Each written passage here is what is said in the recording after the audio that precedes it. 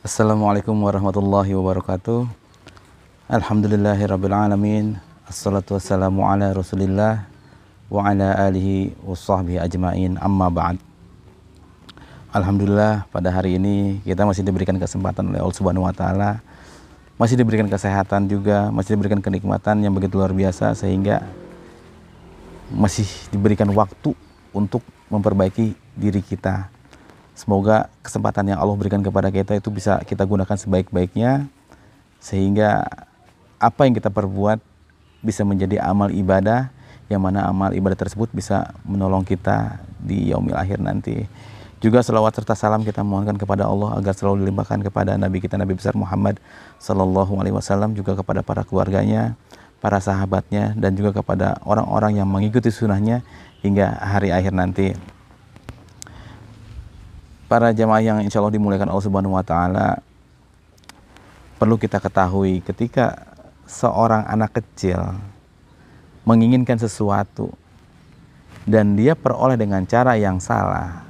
Misalkan ketika dia menginginkan sesuatu tapi dia mendapatkannya dengan cara menangis, merengek, karena dia anggap ketika dia merengek itu orang tuanya akan ngasih. Maka ketika dia terus-menerus seperti itu dan tidak ada pengingkaran, maka itu akan dianggap sebuah hal yang benar menurut dia. Padahal menurut kita salah. Tapi selama dia tidak diingkari, tidak diperbaiki caranya, dia akan menganggap sebuah kebenaran pada akhirnya. Begitu juga dengan sebuah kesalahan-kesalahan yang orang lain perbuat. Ketika mereka nggak tahu mereka telah berbuat salah, maka penting bagi kita untuk memberitahu mereka. Karena kalau kita nggak sempat ngasih tahu mereka, mereka akan menganggap itu suatu kebenaran. Suatu kebenaran. Makanya dulu Nabi kita Nabi Muhammad SAW setelah turun wahyu yang pertama, beliau begitu ketakutannya, begitu luar biasa ngegigil. Kemudian selang berapa lama turun wahyu yang kedua, yaitu surat Al-Mudaththir. Apa yang diberikan Allah kepada beliau sallallahu alaihi wasallam?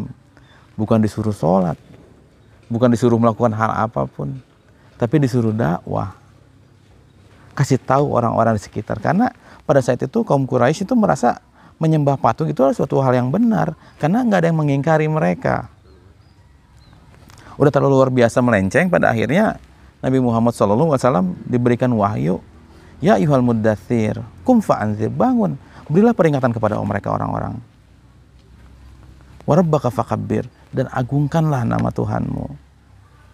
Jadi konsepnya itu ketika wahyu kedua itu bukan disuruh macam-macam, bukan disuruh hal-hal yang sholat, zakat atau yang lainnya, enggak, tapi disuruh dakwah.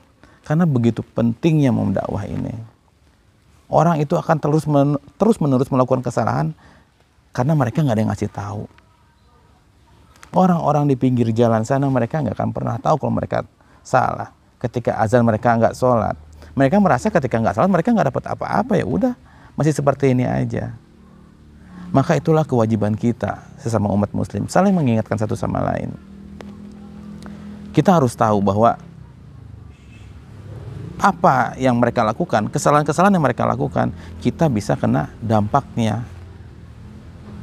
Sebagaimana hadis Nabi ketika Nabi memberitakan kepada para sahabatnya, Allah telah memerintahkan suatu daerah untuk diberikan musibah, untuk diberikan azab, karena orang-orang di daerah tersebut itu banyak sekali kemaksiatan di sana. Dan ketika malaikat ingin menghancurkan daerah tersebut, malaikat ngelihat ada orang yang sedang beribadah, lalu balik lagi kepada Allah laporan bahwa di sana masih ada orang yang beribadah kepada engkau, ya hancurin. Karena orang itu hanya ibadah aja. Dia nggak mau ngasih tahu orang-orang, nggak mau mendakwahkan orang-orang, akhirnya dihancurin rata antara orang yang maksiat dengan yang beribadah sama ratanya. Karena apa? Allah marah karena orang-orang yang beribadah itu nggak mau ngasih tahu orang-orang di sekitarnya karena mereka melakukan kemaksiatan. Begitu pentingnya dakwah, maka ini penting bagi kita bahwa dakwah ini merupakan suatu keharusan bagi kita yang paham. Minimal nggak harus kita belajar dulu, harus mondok dulu, pesantren dulu, enggak. Ketika ada azan berkumandang kita bilang orang-orang, yuk sholat, yuk, udah waktunya sholat, itu pun dakwah. Itu pun dakwah kepada mereka. Karena begitu pentingnya dakwah, sampai-sampai wahyu yang kedua yang turun itu bukan perintah sholat tapi dakwah. Kasih tahu mereka bahwa dunia ini ada penciptanya, ada yang berhak untuk diibadahi. Dan ketika kita berdakwah, jangan berharap bahwa orang yang didakwahi itu harus ikut kita. Bukan untuk memaksa mereka. Tugas kita, fa inna ma'alaikal balagh, dalam surah Ar-Ra'd ayat 40. Wa alainal hisab, kata Allah. Tugasmu hanya menyampaikan saja, biar kami yang menghitung semuanya. Jadi amat sangat salah ketika kita ada orang-orang yang nggak sholat, kemudian kita dakwahkan, terus kemudian mereka nolak, terus kita marah. Nggak boleh. Tetap mereka itu punya hak atas surganya Allah Subhanahu Wa Taala. Nggak hari ini, mungkin besok. Nggak besok, mungkin lusa. Nggak lusa, mungkin minggu depan, atau bulan depan, atau tahun depan. Wallahu alam, kita nggak pernah tahu. Yang penting kita telah melaksanakan apa yang menjadi perintah Allah kepada kita, yaitu menyampaikan ayat-ayat Allah, menyampaikan apa yang harus mereka lakukan. Bukan mereka harus ikut. Allah nggak pernah melihat hasil, walaupun hasil memang penting, tapi Allah melihat effort kita, perjuangan kita, segimana besarnya kita berjuang di jalan agama Allah. Sama ketika dulu Allah memerintahkan Nabi Musa dan Nabi Harun untuk menghadap Fir'aun. Apakah Allah nggak tahu bahwa Fir'aun bakal mengingkari? Allah tahu. Tapi itu sebagai ujian dakwah. Fir'aun takut nggak? Takut. Takut banget Fir'aun. Tapi segitu kejamnya Fir'aun, segitu zalimnya Fir'aun, anak kecil disembelih, anak laki-laki. Orang-orang dia ngebunuh enak banget. Mengaku Tuhan itu yang paling luar biasa. Tapi apa yang Allah perintahkan? Temui Fir'aun, berkata dengan lemah lembut. Sekarang saudara-saudara kita itu bukan Fir'aun. Apakah dia lebih jahat dari Fir'aun? Enggak.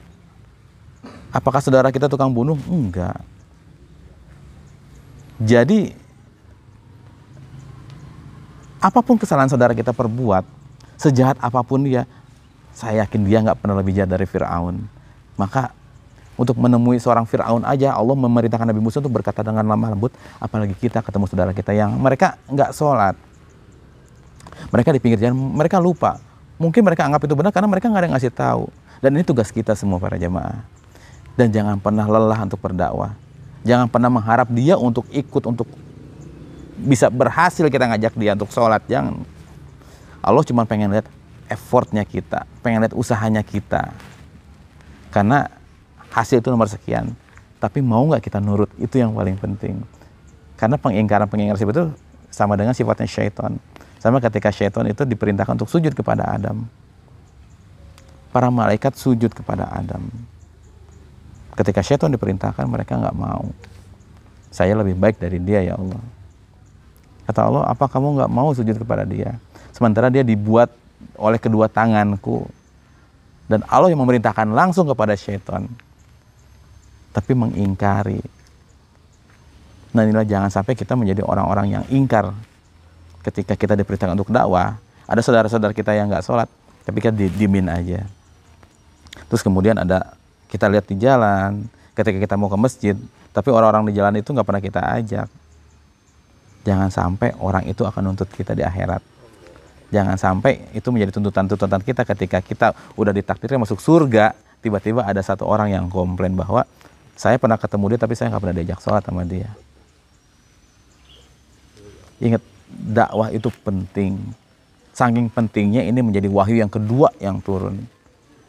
Saking pentingnya jangan sampai ditinggalkan. Ketika kita tahu waktunya sholat, minimal waktunya sholat 5 waktu aja. Ajak saudara kita, ajak satu rumah kita untuk sholat dulu. Ajak tetangga kita, ajak saudara-saudara kita. Kalau mereka nggak mau gimana? Biarin. Yang penting kita sudah menyampaikan.